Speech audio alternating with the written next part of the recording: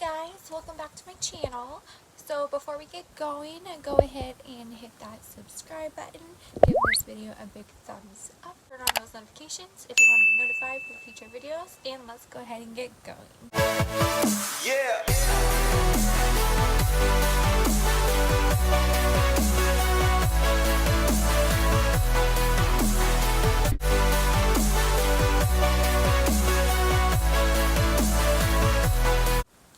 So this video is going to be a little bit different. Normally I do vlogs, but today is going to be a little bit different because I wanted to do awareness videos and do more in-depth videos on each health condition I have.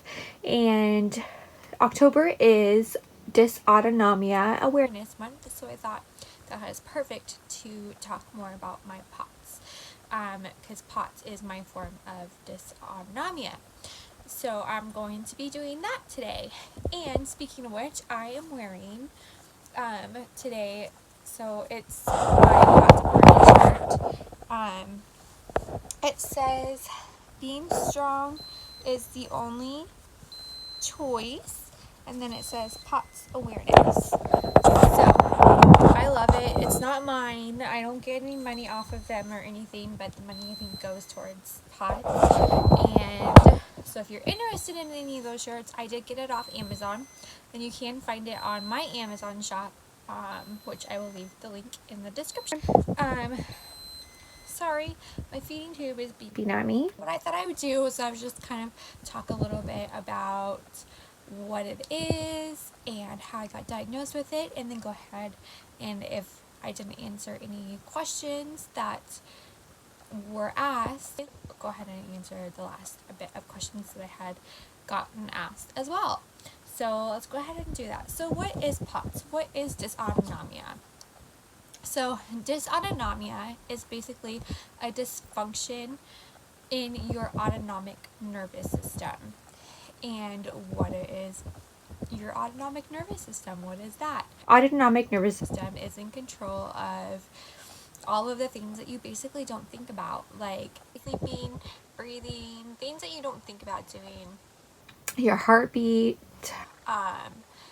like all of those little things that you don't consciously have to work at doing. That's all your autonomic nervous system, and that's what that takes care of. Well, so if there's a dysfunction in it, it's going to not work properly. My specific type of dysautonomia that I want to be talking about is POTS, because that's the one that's diagnosed with. So POTS stands for postural orthostatic tachycardia syndrome.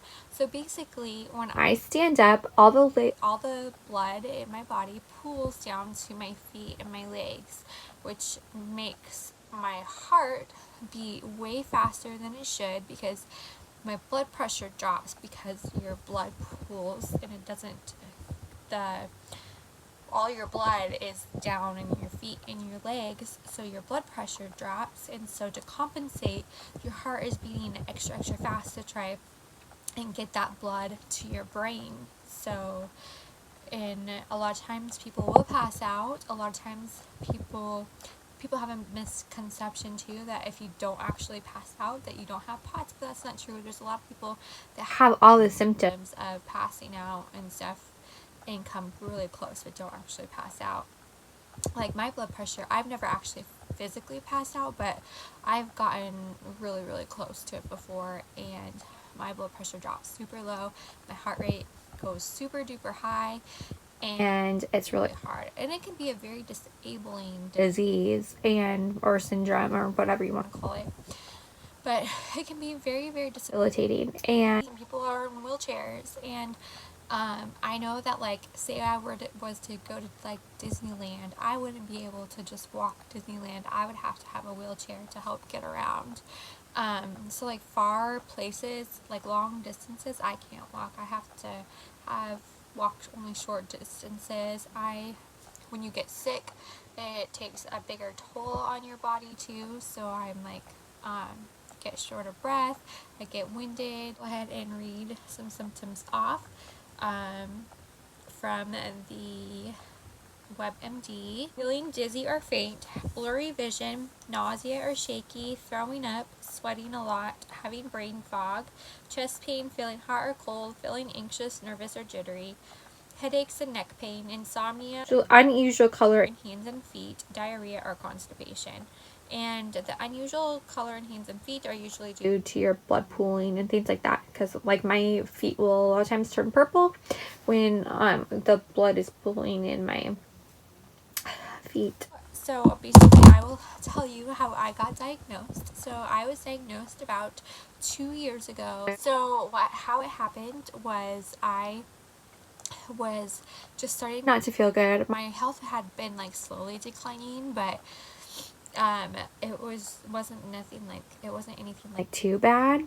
But so I went in to work one day, and like on my way to work I was feeling like super icky and just not good. I had already been out sick for like a few days, but because I had been out sick for like a week already, I was like, I have to go into work. I have to. So I got in my car, even though I know I should probably stay home. I was so weak and shaky, pale as a ghost. But I on my way to work, I almost passed out in the car, and my like part of my face went numb, and I almost like didn't make it. I thought like I was gonna have to drive to like just pull into an ER that was not it's like a completely different ER in a different area of town that my insurance doesn't cover. But I was like, I don't care at this moment. I felt like I was like about to die. So I was just like, I thought I was stroking out or something, honestly, because of the face numbness and stuff, and like my leg got really weak in the left side, and it was like all happened on the left side. So I thought it was literally a stroke, and because I got so weak. But I still walked up. I still was like, nope, it can't be late. So I was stupid and went into work and walked up the stairs. When I got up to the stairs to my office, I just sat there and tried to catch my breath. And my coworkers were like, nope, you need to go. Then I had them take my blood pressure and my heart rate, and my heart rate was so high, my blood pressure was low. They were like, we're gonna call an ambulance, like, you need to go.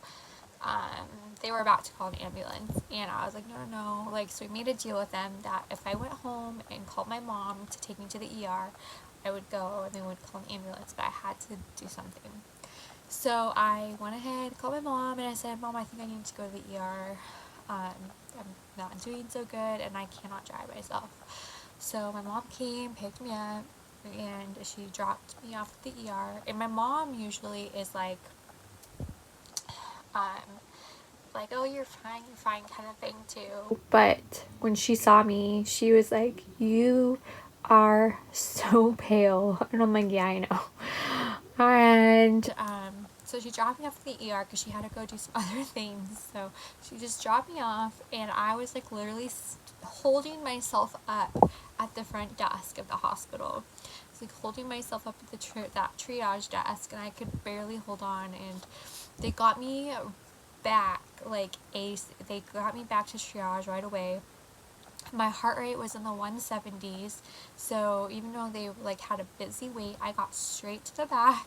People were working on me all over the place, thinking I was like having a heart attack or something, and they couldn't figure out. They're like, there's nothing like killing you right now, like there's nothing dire like pointing out that it's making your heart do this, so we don't know what's going on, but we don't feel comfortable with you having this high heart rate going home, so we're gonna admit you and try to figure out what's going on. So I was in the hospital for 2 weeks trying to figure this out. I was having test after test after test in the hospital, and they just could not figure out what was going on, because like my heart function itself is fine, like my heart is healthy in itself, but it just beats too fast to compensate for my autonomic nervous system not working. So they were kind of stumped because everything was coming back like normal. I finally got hold of a consulting cardiologist, and the cardiologist is who actually diagnosed me, and was like, she has POTS, because every time they did my blood pressure, and they did orthostatic blood pressure on me every single morning, and every morning as soon as I stood up I had to hold on, and my pressure just dropped, and so I was a risk fall. They had alarms on my bed, so I couldn't get up. I couldn't even shower by myself. It was really, really rough, and they were just pumping me full of fluids, and it was a really rough time. But so they finally, after they diagnosed me and they got me stable, after 2 weeks I was able to go home. But my cardiologist actually told me she didn't think that I'd ever be able to work again, and I did try to go back to work, but I failed at trying to make it, so I had to quit. I was a medical assistant for a great company, and I just can't work at the moment, so I'm hoping maybe someday I'll be able to go back to working, but right now my POTS is not doing well enough for me to work, so we'll see. I'm trying to get on disability, but we'll see what that works. But so that's my POTS story, and that's how I got diagnosed. And so I see a cardiologist, and I'm on it's like a steroid pill, and basically it helps like help you to continue to absorb salt and fluids better, because the treatment for POTS is lots of liquids, lots of salt. They were like, put salt, my doctors were like, you just put salt on everything, like just pour salt on your food, like not tons, but they're just like, sprinkle some salt on all of your foods and it'll help, because that will help raise your blood pressure. And I have salt tablets that I take with me around, so when I feel like my blood pressure is dropping, I will just take a salt tablet. Do IV fluids once or twice a week. They're trying to a lot of patients that have POTS will have quarts, and they just get fluids at home like 3 times a week, and I'm trying to get that done, but there's not a lot of POTS specialists around here that actually know a lot about that type of treatment, and so a lot of people here don't want to do that, so they're just still having me go to outpatient to do it. So I don't know. So I'm going to go ahead and go to the list of questions that I have. How did it happen? How did it happen? We don't really know how it happened. It does coincide with my gastroparesis and my lupus. A lot of patients have EDS, gastroparesis, and POTS together. A lot of patients just have POTS. But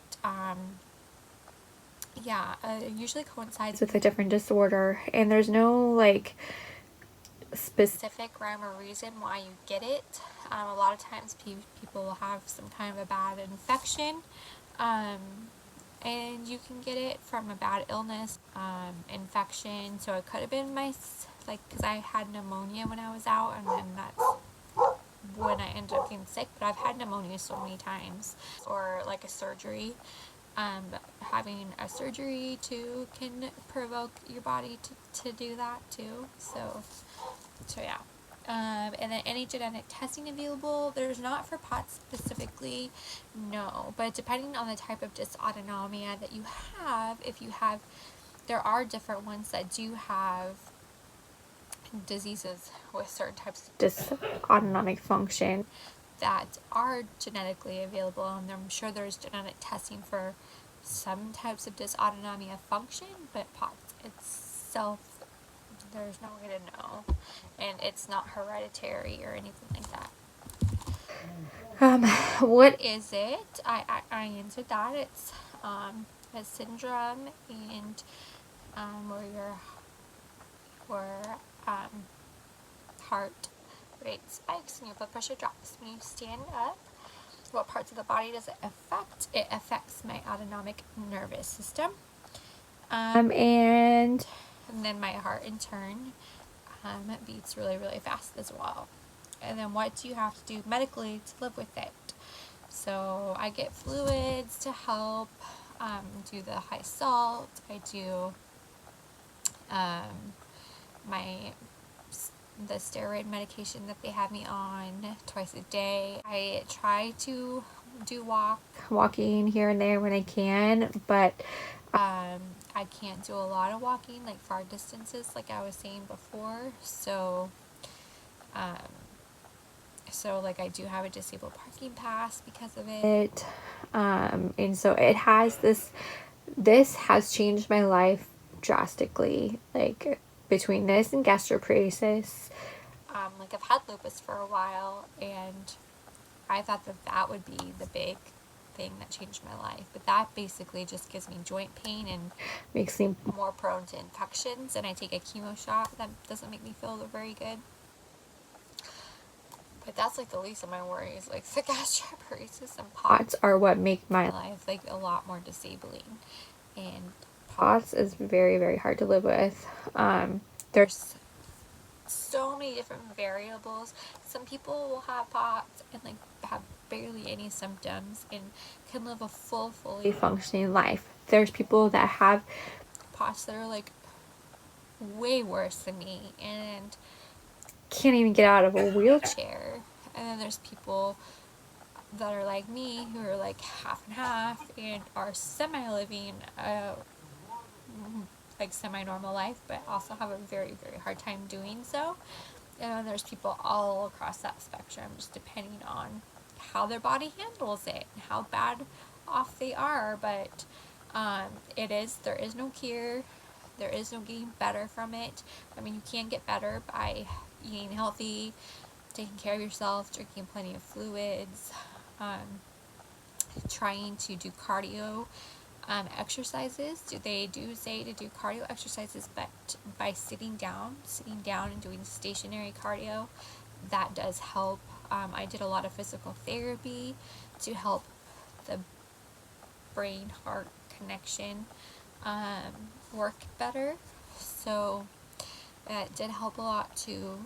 So there's that as well. But there's a lot more to it, and I could sit here and I could talk to you guys for hours about this disorder. It's so misunderstood, and not a lot of awareness is about it, is out there a lot about it. I've like tried looking at YouTube, and there's only like, I've only found like maybe 4 or 5 other YouTubers that have POTS. So I thought that I wanted to start YouTubing as well in my life because I like seeing other people that have chronic illnesses and seeing how they are warriors. And so I thought that if I could be of any encouragement, that I would try to do the same thing too. So thank you so much for watching, you guys. I hope you got some kind of information from this. Yes, I hope it was somewhat informative. My goal was to get this video out like a lot longer ago, because October is Dysautonomia Month, so I wanted to do it so people were more aware for the whole month. But it is October 31st, so at least I got it taped on my last day. But better late than never, right? So thank you again for watching. Don't forget to subscribe, and I will see you guys at my next video. Bye. Everything changes.